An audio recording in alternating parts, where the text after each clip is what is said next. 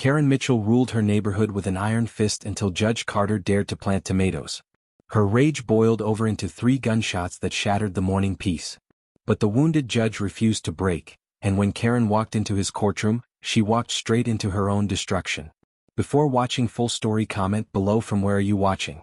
Also like and subscribe for more stories. Maple Street was a peaceful place. The houses had green lawns and white fences.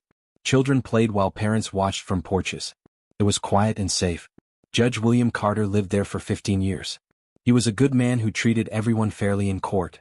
At home, he loved his wife Sarah and his 2 children Emma and Jake. The neighbors respected him because he was kind and helpful. But Karen Mitchell did not like the judge. She was the HOA president and thought she owned the whole neighborhood. She made rules about house colors, grass height, and even flowers. Karen was tall and thin with short blonde hair.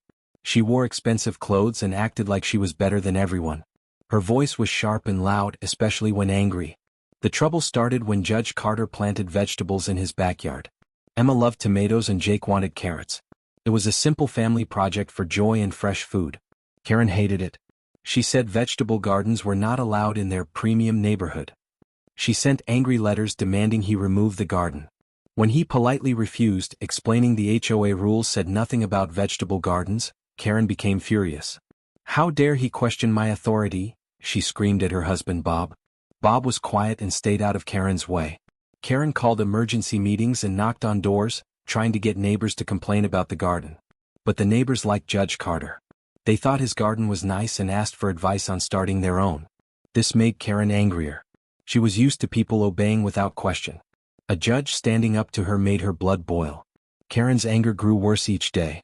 She drove by the judge's house many times, staring at the garden with hate. She took pictures and sent more angry letters. She tried to get the city involved, but they said the garden was legal. Judge Carter tried to be patient. He had dealt with difficult people in court for 20 years. When Karen came to his door screaming about property values, he listened politely. "Mrs. Mitchell," he said calmly, "I have every right to grow vegetables for my family. The garden follows all city codes." This calm response made Karen more furious. She was used to scaring people with her loud voice. The judge's peaceful manner felt like an insult. Sarah Carter worried about her husband. She saw the stress when he found Karen's angry letters in their mailbox. The children noticed too. Emma asked why the mean lady didn't like their tomatoes. Jake wanted to know if they had to give up their carrots. "Don't worry," Judge Carter told his family. "Sometimes people get upset about small things. We need to be patient and kind." But Karen was getting worse. She followed the family to the store. She parked outside their house and stared. She left nasty notes on their car. When neighbors tried to talk to her, she screamed at them too. The final straw came when Karen called Judge Carter's workplace. She told his secretary that something must be done about his illegal garden. She said he was setting a bad example and should not be a judge. When Judge Carter learned about the call, he knew things had gone too far. He called Karen and asked to meet for coffee to talk like adults. "I don't want to meet with you," Karen screamed. "You think you're special because you're a judge. I run this neighborhood, not you. We're neighbors," the judge said. "We should work this out peacefully. Remove that garden or face the consequences." Karen yelled and hung up. Karen spent the next few days pacing like a caged animal. She couldn't eat or sleep. All she thought about was the judge and his garden. In her twisted mind, he was her enemy. She looked out her window and saw the family working together in their garden. Judge Carter helped Jake water the carrots while Sarah and Emma picked tomatoes. They were laughing and happy. Seeing their happiness made Karen's rage explode. She couldn't stand that they were happy while she was miserable. She couldn't stand that the judge had won their battle. That night, Karen went to her closet and pulled out a small gun that her father had given her for protection. She had never used it, but she knew how it worked. Her hands shook as she loaded it. "He thinks he can ignore me," she muttered. "He thinks being a judge makes him better than me. I'll show him what happens when you cross Karen Mitchell." Bob was asleep. He had no idea what his wife was planning. The next morning was Saturday. Judge Carter was in his backyard with his children, teaching them how to tie up tomato plants. Sarah was inside making breakfast. It was a perfect family morning in their peaceful neighborhood. Karen watched from her window. She had been standing there for an hour, working up courage. The gun felt heavy in her hands. She told herself the judge deserved what was coming for defying her authority. At 9:30 a.m., Karen walked out of her house. She marched across the street with the gun hidden in her jacket pocket. Her heart pounded, but her mind was made up. Judge Carter looked up when he heard footsteps. He saw Karen approaching inside, hoping she was ready to talk reasonably. "Good morning, Mrs. Mitchell," he said politely. "Beautiful day, isn't it?" Karen didn't answer. She was 10 feet away now. Emma and Jake looked at the angry woman curiously. "Kids, go inside and help Mom with breakfast," Judge Carter said gently. Something in Karen's expression made him nervous. He had learned to read people during his years as a judge, and he could see she was not thinking clearly. Emma and Jake ran toward the house but stopped at the back door to watch. Karen pulled the gun from her pocket and pointed it at Judge Carter. Her hands shook and her eyes were wild with rage. "You should have listened to me," she screamed. "You should have respected my authority." Judge Carter raised his hands slowly. He had handled dangerous situations in court, but this was different. This was his home and his children were watching. "Mrs. Mitchell, please put the gun down," he said calmly. "Let's talk about this." "It's too late for talking," Karen yelled. "You humiliated me. You made me look weak." "That was never my intention," the judge said. "I just wanted to grow vegetables for my family." "Your Honor," she began, "I want you to understand that I never meant for things to go so far. I was just trying to maintain the standards of our neighborhood." "Stop," Judge Martinez interrupted. "You are not here to justify your actions. You are here to accept responsibility for attempted murder." Karen's face reddened. Even now, even after everything that had happened, she couldn't admit that she was wrong. "He could have just removed the garden," she said defiantly. "All he had to do was follow the rules like everyone else." "Your authority?" Judge Martinez's voice rose.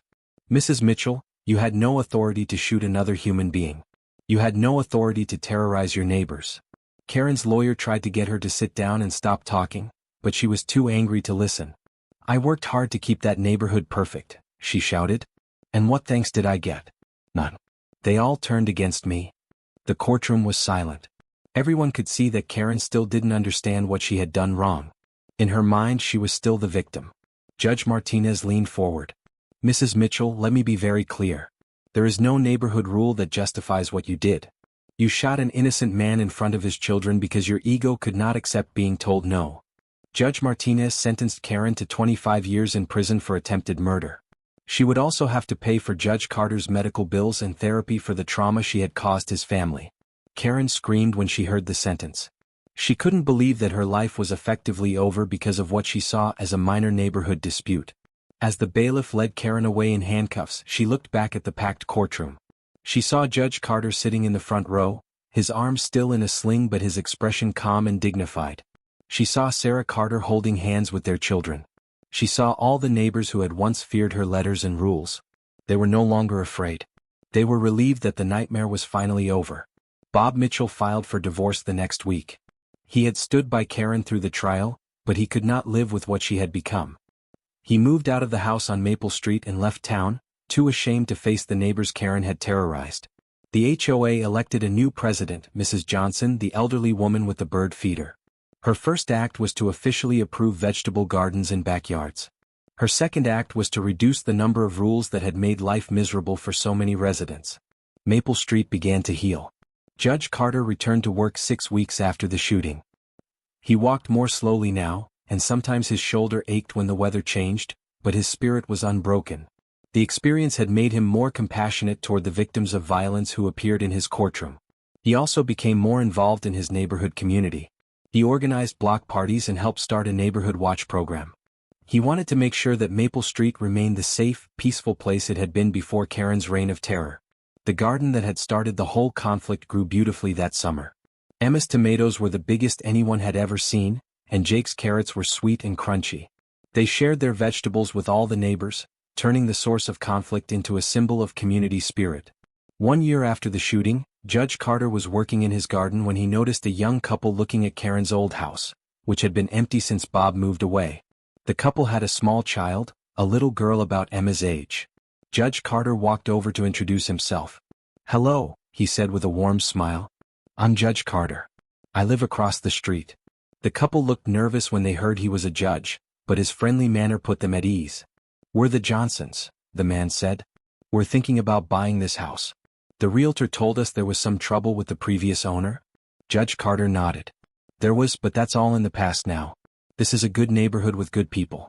We look out for each other here. The woman pointed to his garden. Those vegetables look amazing. What are you growing?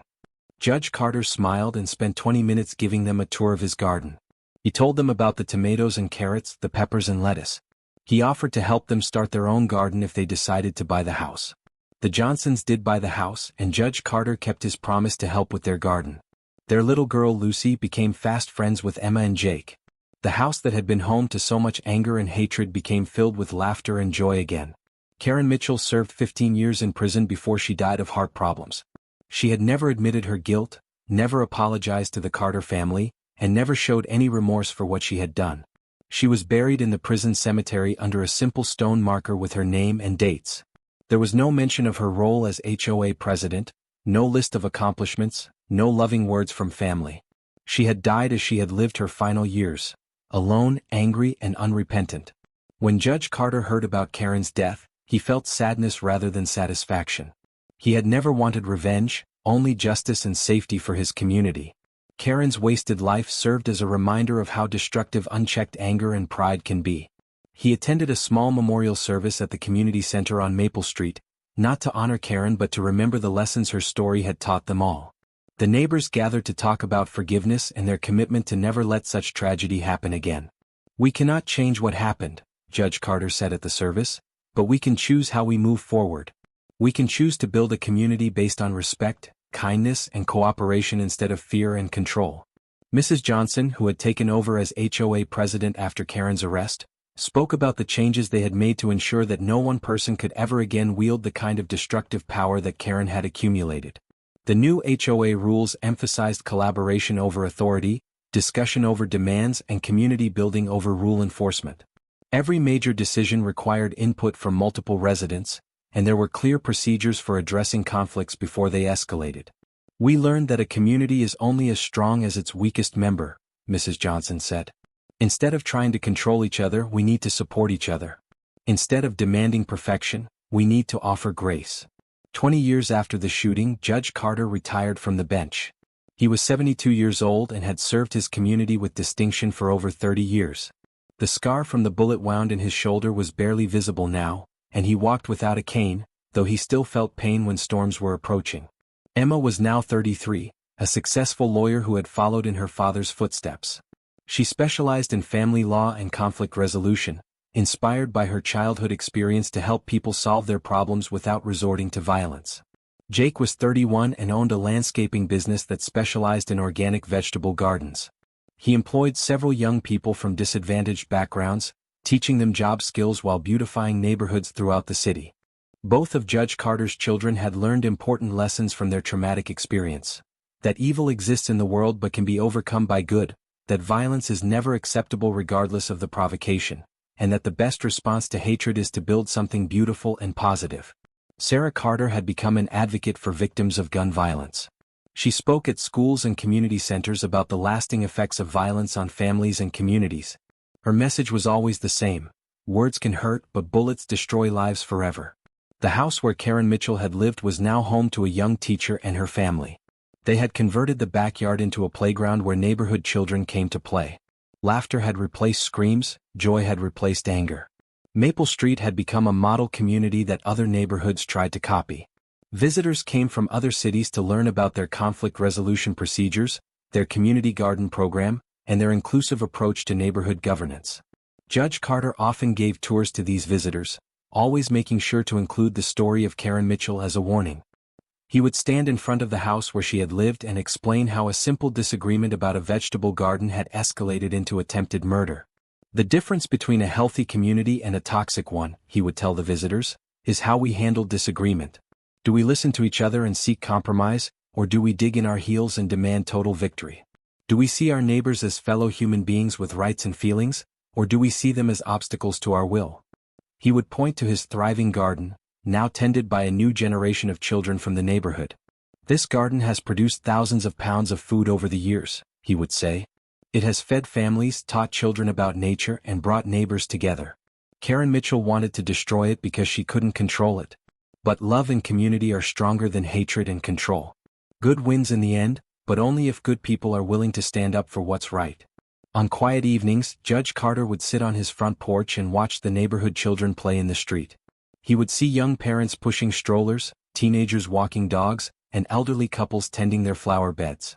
It was the peaceful, safe, loving community that Karen Mitchell had claimed to want to preserve. The irony was that her methods, her anger, her demands for control, her threats and intimidation, had been destroying the very thing she said she was protecting. Only when she was gone, only when her poisonous influence was removed, could the neighborhood become what it was meant to be. A place where families could grow and thrive, where children could play safely, where neighbors looked out for each other instead of looking for reasons to complain. Judge Carter understood that he had been blessed to survive Karen's attack and to see his community heal and grow stronger. He had faced evil and emerged victorious, not through violence or revenge, but through patience, wisdom, and an unwavering commitment to justice and truth.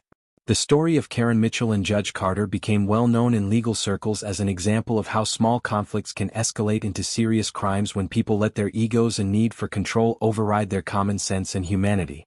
Law schools began using the case in their classes about conflict resolution and the importance of treating all people with respect, regardless of their position or authority. Judge Carter was often asked to speak at conferences about his experience. He always emphasized the same message: violence is never the answer to disagreements, and everyone deserves to be treated with dignity and respect.